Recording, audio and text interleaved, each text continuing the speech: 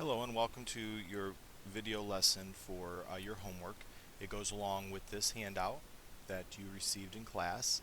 We'll be talking about the 10 criteria of truth and the 4 qualities and abilities for recognizing truth.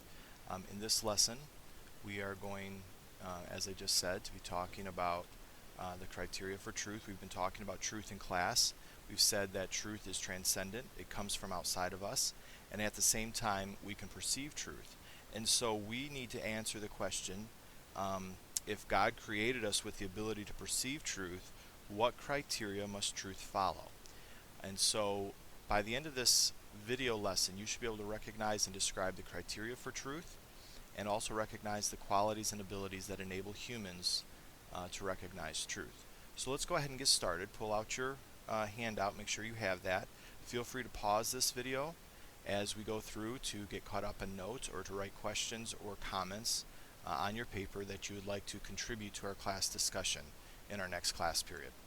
I want to encourage you as we fill in the blanks, don't just sit there and wait for the word to pop up on the screen, but try to guess, keep your mind engaged so that you're better prepared to use this information, not only in our next class period, but also throughout the year. Again, we're asking the question, what are some criteria of truth? What must something be in order to be truth? Again, use your handout to collect the information. Truth is something that we can perceive, and to perceive it, we want to make sure that it's based on the following criteria. This is information that I'm sure you've thought of. It's not new. We're just trying to organize it in a useful way. First of all, truth should conform to the real world. It has to work. So we say that truth is practical. Truth has to be practical. No matter how good something sounds, if it simply doesn't work, then it is not truth. If it doesn't work in the real world, then it can't be classified as truth. A proverb, for example, would fit this criteria. Those pithy sayings, not just found in the book of Proverbs, but also like the ones recorded by Ben Franklin in Poor Richard's Almanac. Ben Franklin said, for example, where there is no law, there is no bread. And that proverb suggests that law and order is the best way for people to provide for their own needs. Now that makes sense. That works in our real world. It isn't in the Bible, but it conforms to our real world, and so it's practical, and therefore it can be classified as truth. Truth also needs to work and function with what is. We have to be able to live with it. Sometimes we say things like, well, in a perfect world, such and such would be true. In a perfect world, I would be king. And of course, I'm sure we've heard that statement before, and the response is always, well, this isn't a perfect world. And that just points out this fact that truth must be sensible. Truth must be sensible. It has to be true right now. It has to work and function in the world that we have right now. Not in a perfect world scenario, but it has to make sense with the way things are in our world right now. It has to be sensible. Another criteria for truth is that truth has to be something that we can count on. It has to be dependable. If it is true today, it will be true tomorrow, and it will be true the next day. We say that truth is consistent. It's the same all the time. An example of a consistent truth is that water boils at 212 degrees Fahrenheit. That's considered truth. It's been true forever. Even before we knew the exact temperature, that is still the temperature that water boiled at. And it will be true forever. We all understand that there are factors that may change the boiling point, but even those factors can be pointed out, and we know how it affects the boiling point of water. So that is considered to be a consistent truth. Another criteria of truth is that it needs to be true for all people in all places, at all times, in all cultures. Everywhere in the universe, it needs to be true. So, for example, what goes up must come down. That's considered a truth because it follows the law of gravity. No matter who you are, when you have lived, where you have lived, or what culture you've lived in, you've experienced the effects of gravity. So we say that truth is universal. Truth has to be universal, true for all people, all places, all times. Another criteria for truth is that it must be superior when compared to other truths. And notice that that word is in quotation marks, because sometimes someone might say, well, it's my truth, and my truth might be different than your truth. For example, some may believe that killing your enemy is the best way to go. It kind of makes sense. If someone bothers you, if they get in your way, if they're making your life hard, the best way to deal with it is just to simply get rid of them, knock them off. Survival of the fittest. But then other people preach that you are to love your enemy. So which is truth? We discover true truth through comparison. So we could say that truth is comparable. By the way, if we practice the first truth, that I could kill my enemy, if I did kill my enemy, that would make my enemy's friends my new enemy, and then they would seek to kill me, and my friends would then seek to kill those who killed me, and we would start a never-ending cycle of violence. However, if I destroy my enemy by loving them and making them my friend, it leads to a cycle of peace. So which truth is ultimately best? We used the fact that truth is comparable, and when you compare them, you find a superior truth, and that leads us to the perception of truth. So truth must be comparable. A sixth criteria of truth is that truth is valid or false just by being there. Truth defines what is valid or false just by being there. So we say that truth is exclusive. A person cannot be both loving and hateful. Hate is determined by the existence of love. Dark is determined by the absence of light.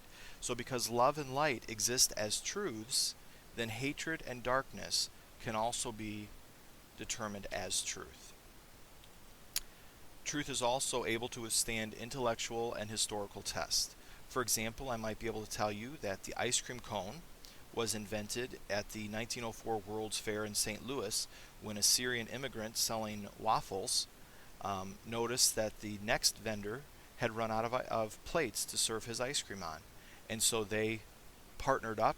He sold waffles and the other guy sold ice cream. They put them together and made the ice cream cone. Now, you could believe that, but that is only considered truth when we look it up or when we verify it.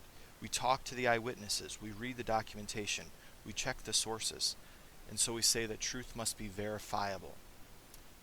The next two are ones that we have discussed already. Number 8, we've talked about the fact that truth cannot be altered to fit our circumstances. It does not change, and so we say that truth is absolute. And number 9, we've also talked about saying that truth originates outside of human reason and that it is transcendent. And finally, number 10, the 10th criteria for truth, is that truth is truth because it is true, not just because we have thought it up. Subjective means existing in the mind, so a figment of our imagination, or it seems that way because we've thought it, or because we've experienced it. It's not based on subjective or experiential criteria, but it is objective. There is an object, a real thing, that is truth. Truth is objective. These 10 are criteria that something should fall into in order to be considered true. And by employing these, we can properly perceive what is truth. In addition to these criteria, God has given us the ability to perceive truth by giving us certain qualities or abilities to determine truth. These are found in the next segment of your handout and will follow the same method. There are only 4 broad categories that we'll cover. First of all, God has gifted us with the ability to perceive truth by giving us our senses. We can make observations by using our senses. He has given us what we call observation skills to understand or to perceive truth. Now, of course, we can use these incorrectly, and these have limitations. Remember the 6 blind men of Indostan that we read about in the poem the other day, trying to perceive truth about an elephant that they hadn't seen? The same can happen to us, but our observation skills are useful in perceiving truth when they're used correctly. God has also given us the ability to perceive truth by using our logic and reason. He has given us thinking skills. When we contemplate and discover with our minds, we are arriving at truth. By thinking through problems, we can arrive at truth. Math, for example, would be an example of thinking skills. 2 plus 2 equals 4. We arrive at truth by using the ability that God gave us to think. Another quality of truth, or ability that God has given us for perceiving truth, is common sense. By thinking about what conforms to our ordinary and usual life experiences, we can arrive at truth.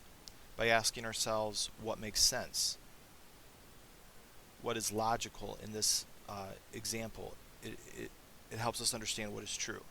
It is true that we should put our socks on before we put our shoes on. Now, you won't find a verse in the Bible that supports that, but it's truth nonetheless because it's common sense. And the final quality or ability that we have for truth is that we can perceive truth by considering what our standard of conduct should be. God has given us a tool that we call a conscience. It is the part of us that is bothered when we know we are doing something wrong, and it is the part that reassures us when we're doing something right. By listening to our conscience, we can know what is true. Please understand that these 10 criteria and these 4 qualities do not guarantee that we'll get it right all the time. We still have limitations. We are never a source of truth in ourselves. But by using these things carefully and consistently, we can come closer to perceiving truth in God's world. So be sure to record your questions or thoughts that you have about these things. We'll expand on this a little bit in class and discuss it in our next class period. And so be sure to write down your questions or thoughts so that you're prepared to participate in our next class period. Thank you.